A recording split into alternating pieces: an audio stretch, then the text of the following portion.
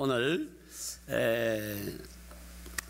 산상수훈 시리즈입니다. 오늘 두 번째로 애통하는 자의 복에 대해서 말씀드리려고 합니다. 산상팔복 하면은 8가지죠.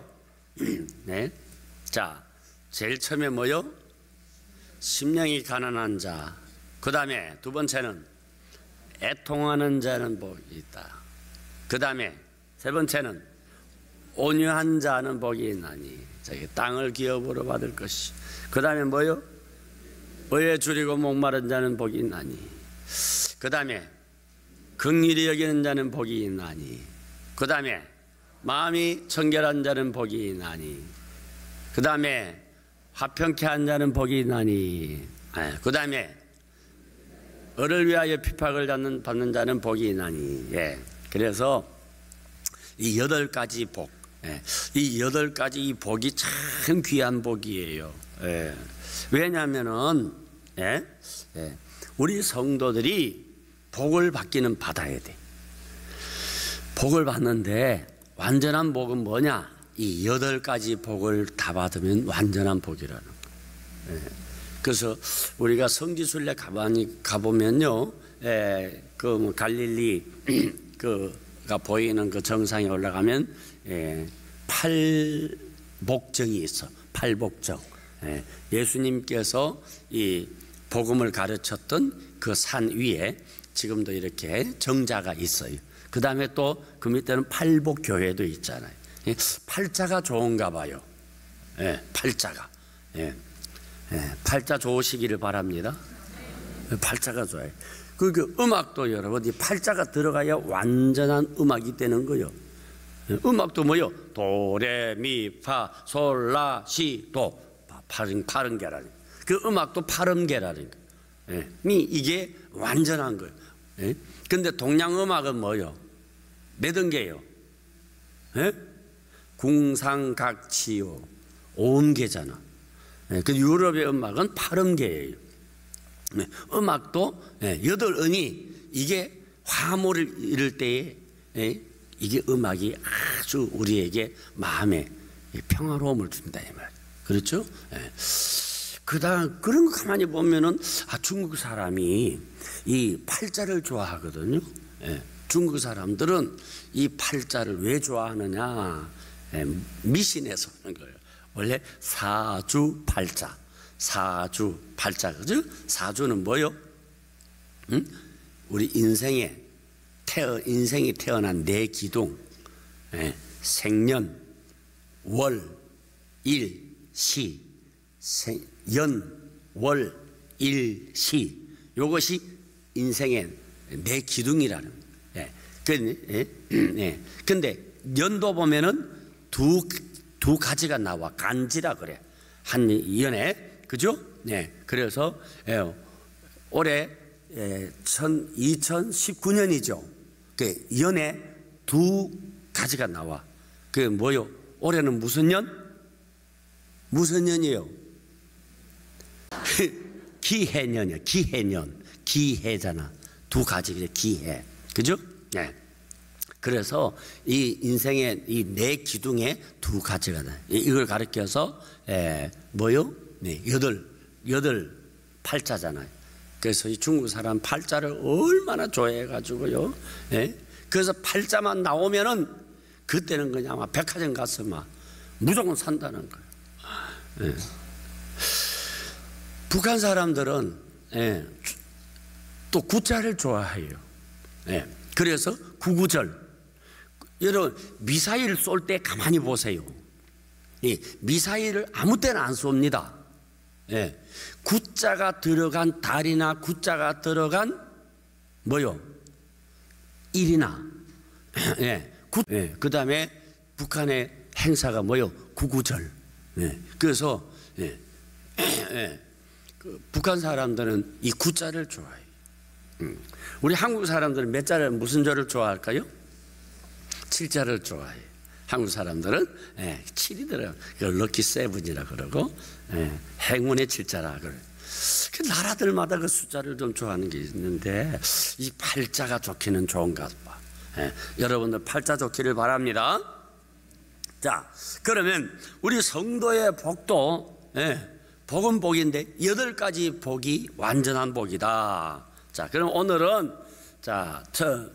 우리가 지난주에는 심령이 가난한 자는 복이 있다, 가난한 심령의 복에 대해서, 오늘은 애통하는 자의 복에 대해서 말씀드리려고 합니다. 애통하는 자는 복이 있다. 이 애통하는 자에게는 하나님이 반드시 위로의 은혜를 주신다, 위로를 줄 것이다, 그렇게 말씀했거든요. 자, 그러면 도대체 이 애통하는 이 복이 뭔가? 세상 사람들은요, 무엇을 복이냐? 웃고 춤추는 것이 복이고, 우는 것은 불행이라고 생각합니다. 그런데 성경은 우는 것이 복이 있다는 거예요. 그 세상과 이게 달라요. 우리 신자의 생활도요, 우리 신자의 생활은 뭡니까? 믿음의 생활이라는 것은 우는 생활이에요. 이 눈물의 생활이 있어요. 우리 인생은 여러분 태어날 때 여러분 이렇게 웃고 태어나는 사람 있는가? 나와봐. 한 명도 없어. 태어나면서 우는 거야. 웅행하고 울잖아. 그 다음에 또 6이 태어날 때 울지만 0이 태어날 때도 우는 것이지요. 언제 태어납니까?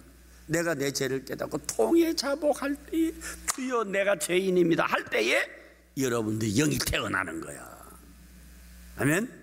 네. 그래서 우리 성도들은요, 여러분, 이게 우는 자의 생활이에요. 우는 자의 생활이에요. 이런 말이 있어요. 땀을 흘리면 가난이 물러가고 눈물을 흘리면 저주가 물러간다. 물론 이게 철학적인 어떤 사고로서는 이해가 안 되지만은 우리가 신앙적인 사고로서 이걸 바라봐야 되는 거예요. 유명한 학자가, 설교자가 이런 말을 했어요. 눈물 골짜기 옆에 낙원이 있다고. 그분이 누구냐 하면은 남서울 비전계 최요한 목사라든가. 여러분들은 누가 유명한 학자가 이야기하면 그렇구나 하고, 최 목사가 이 얘기하는데 썰렁하게 비과, 이 아주 깊은 내용이 있다는 거예요. 따라합시다. 눈물 골짜기 옆에 낙원이 있다. 맞아요, 맞아요. 맞잖아. 애통하는 자 옆에 하나님이 낙원을 예비해 놓고 있는 거예요. 어떤 철학자는 그런 말을 했잖아요. 눈물이 있는 빵을 먹을 때 인생을 한다고. 눈물 섞인 빵을 먹어보지 않고는 인생을 말할 수가 없는 거예요. 그래서 우리 인생은 다 눈물 속에서 여러분 깨달아지고, 눈물 속에서 인생의 가치를 알게 되는 것이고, 눈물 속에서 여러분 성공의 길이 열려지게 되는 것이고, 우리 인생의 눈물이 얼마나 중요한지 몰라요. 이 신앙생활도 여러분 눈물의 생활이, 많이 우는 자의 신앙이 분명히 달라요. 분명히 다른 거예요. 그 철로역정을 저술한 잔 번연 있지 않아요? 잔 번연이, 그분이 젊을 때에 군에서 보초를 썼어요. 근데 보초를 쓰다가 급한 사정이 있어서 자기하고 아주 친한 친구에게 부탁을 하는 거예요. 여보게, 내가 지금 잠깐 일이 좀 있으니까 자네가 내 대신 좀 보초를 써달라고. 그래서 친구에게 보초를 맡기고 잔 번연이 급하게 일을 본 거예요. 일을 보고 와서 보니까 세상에 그 친구가 총에 맞아 죽어 있는 거예요. 이 잔 번연이 그때 그 친구를 잡고, 왜? 통곡을 한 거예요. 왜? 누구 대신 죽었어요? 자기 대신 죽었잖아요. 자기 대신 죽은 거예요. 그래서 이 잔 번연이 인생의 깊은 의미를 느꼈다는 거예요. 자, 인생의 생명이라는 게 이렇게 쉽다는 걸 깨닫고, 인간은 연약하구나. 그래서 깊은 신앙으로 귀의하는데 이 사건이 그에게 상당히 중요한 전환점이 됐다고 잔 번연이 고백하고 있거든요.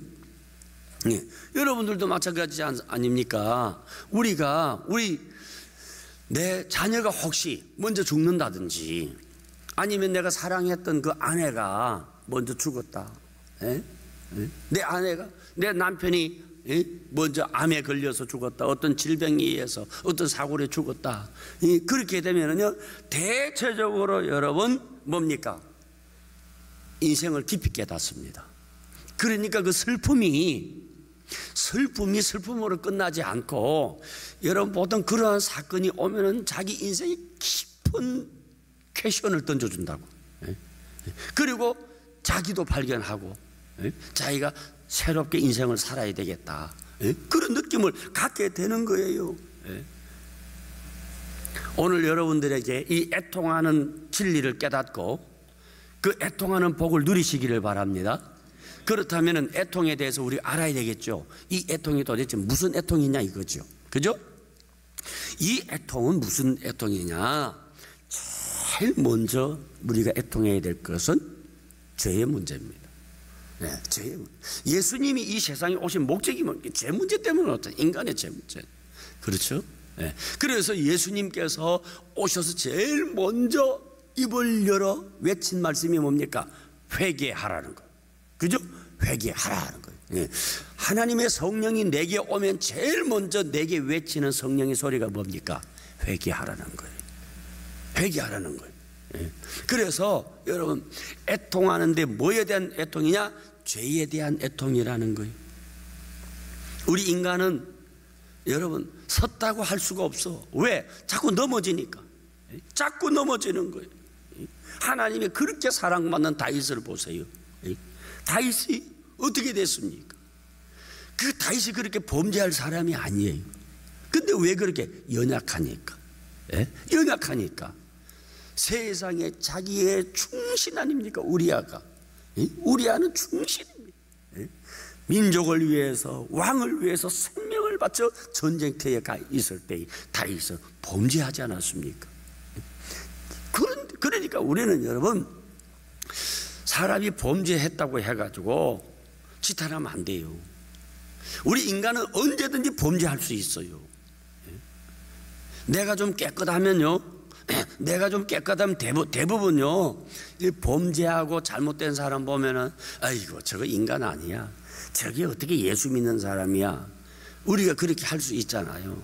그런데 여러분, 대체적으로 하나님의 자녀들이 범죄하고 죄를 지어도 여러분들이 모르는 애통함이 그 속에 있는 거예요. 아이고 하는 게 있다. 자기를 이기지 못해가지고, 어떤 청년이 와서 기도해달라고 왔어요. 이 청년은 도박 중독이야. 그 자기 힘으로 못하는 거예요. 남들 보면은 맨날 도박이 중독될 정도면은 완전히 그냥 세상 탕진한 거 아닙니까? 그리고 우리 생각이 아유 저기 인간인가? 그런데 어떻게 그 청년이 목사에게 와서 기도받습니까? 자기 나름대로 아픔이 있는 거예요. 그래서 애절하게 기도해 주었어요. 왜 그런지. 여러분, 중독 중에 가장 무서운 중독이 무슨 중독입니까? 여러분, 중독 중에 가장 무서운 중독이 무슨 중독이에요? 마약입니까? 아니에요. 도박이에요. 그래서 여러분, 도박 중독은 마약보다 1g 무겁다 하는 말이 있어요. 여러분, 마약 1g이면 인생을 망치는 거거든요. 그래서 이 도박은 마약보다 1g 무겁다 하는 거예요. 그게 제일 고치기 어려운 게 도박이거든요. 근데 왔더라고. 얼마나 가슴이 아픈지. 정말 그냥 멋있게 생긴 미남 청년인데 목사 앞에 와서 기도해달라. 가슴이 너무너무 아프더라고. 근데 여러분, 그 하는 것을 보면 다른 사람들은 뭐라고 생각할까? 아이고 저거 어떻게 저렇게 됐냐? 아니요. 그러니까 여러분, 죄에 대한 우리 아픔이 있어야 돼요. 죄에 대한. 이사야 보세요.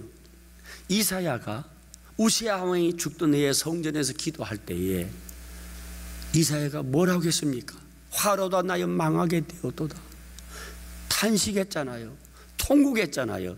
그때에 하나님께서 제단의 수풀을 가지고 입술에 대는 순간에 그 죄가 사여지고 위대한 선지자로서 하나님은 크게 쓰임받았다 이 말이에요.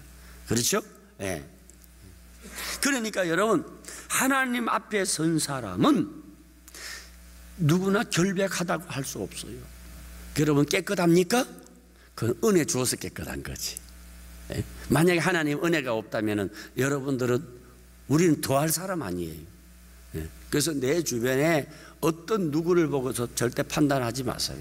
예? 그걸 보고 아, 내가 이렇게 된 것은 하나님의 은혜구나. 아멘이십니까? 하나님의 은혜인 거예요. 예. 베드로 보세요. 베드로는요 정말 주님을 위해서 헌신한 사람이에요.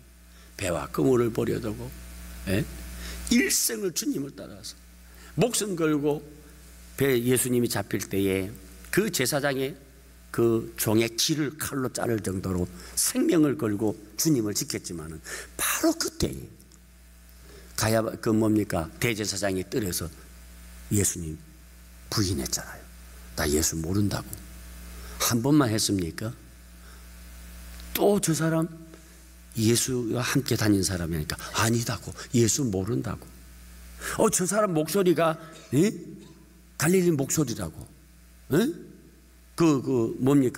예수님 같은 사투리 쓴다고. 그러니까 나중에는 예수님을 저주까지 하면서 부인했다 그래요. 그런데 어떻게 됐어요? 꽃교하고 닭이 울은 거예요. 그때 베드로가 나가서 심히 통곡합니다.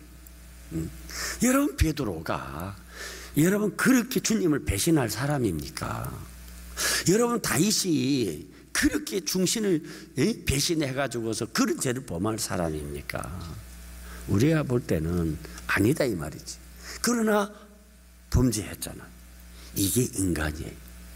그래서 여러분 따라합시다. 나의 나된 것은 전적인 하나님의 은혜구나. 다른 사람 미워하지 마세요. 여러분 판단하지 마세요. 절대 그러지 마세요.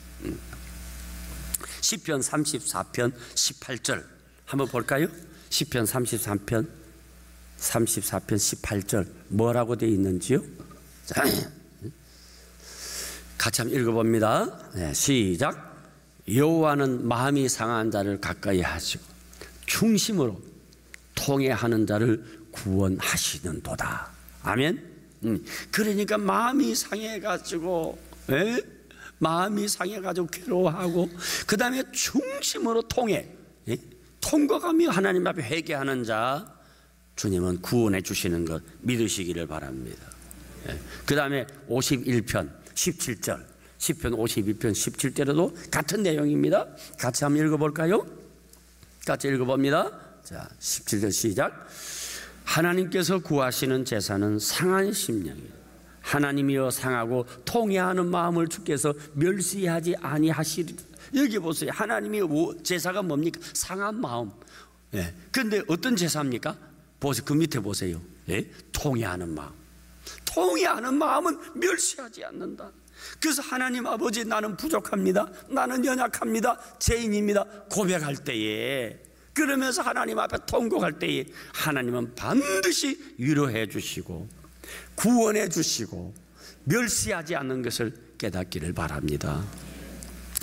그 다음에 또 한 가지는 여러분, 자기의 연약함을 가지고 애통해야 됩니다. 연약함을. 섰다고 하는 자는 넘어질까 조심하라 그랬어요. 이제는 내가 섰구나. 분명히 넘어집니다. 선 사람이 없어요. 여러분, 우리 하나님 앞에 설 수 있는 사람이 없더라니까. 넘어지는 거예요. 어떤 경우에 제가 이제 열심히 목사니까 말씀을 준비할 거 아니에요. 여느 때와 같이 더 많이 이렇게 말씀을 자신감이 있어서 강단에 딱 서서 설교합니다. 그날 죽 서는 거예요. 그날들은 죽 서. 근데 어떤 때는 말씀이 준비를 안 돼가지고 밤을 새고 가면서도 그게 준비가 안 돼. 오늘은 할 수 없다. 이대로 해야지. 하나님, 아무래도 하나님 도우셔야 됩니다. 나는 못하겠습니다. 그러고 그냥 준비 별로 못해가지고 안타까워서 강단에 서서 설교할 때에 교인들이 목사님 은혜 받았습니다. 나 깜짝 놀랐다니까. 그래서 내가 그때부터 느낀 게 준비를 안 해야 되겠구나. 준비하고 큰 소리 치는 것보다 차라리 준비 안 하고 겸손한 것이 은혜가 되더라고. 내가 깨달았어요. 거기서 내가 뭘 깨달았냐? 아, 그렇구나. 빌립보 4장 13절에 내게 능력 주시는 자 안에서 내가 모든 걸 할 수 있다는 거예요. 주 안에서 할 수가 있는 것이지 내가 뭐 알기는 뭘 알아요. 그게 안 되는 거예요. 우리 셀장도 야, 올해는 내가 한번 멋있게 해봐야지. 죽서 그러지 마. 그런데 아유 목사님 참 힘들어요. 못할 것 같아요. 그분에게 하나님 은혜 주십니다. 네 말이 맞아. 네는 못해. 어린아이 하나도 너는 돌리지 못해. 그러나 내가 너와 함께 하지까 내가 너를 도우리라. 그럴 때의 역사가 일어나는 거 아닙니까? 아멘이십니까? 예. 사업도 마찬가지. 이 사업도 내가 쌓아온 경력, 내 스펙, 내 능력을 가지고 이 사업을 일으켜보리라 해봐요. 현실이 막히는 일이 얼마나 많은지 몰라요. 그럴 때 하나님 나 못합니다. 도와주세요. 주님이 사장 되어주시고 주님이 이 회사를 책임져 주시고 주인 되어 주세요. 그럴 때 회사가 번성하게 되는 것이요. 자녀들도 마찬가지예요. 내가 요 놈을 그냥 어떻게 공부를 시켜서 반에서 1등 시키고 좋은 학교 보내고 해봐야 되는가? 그저 그렇게 손 내려놓으세요. 그냥 나는 못합니다. 주님 도와주세요. 자식을 위해서 울고 눈물이 있는 그 자식 주님이 세워주시고, 가정도 마찬가지고 이 사업, 이 사회도 마찬가지.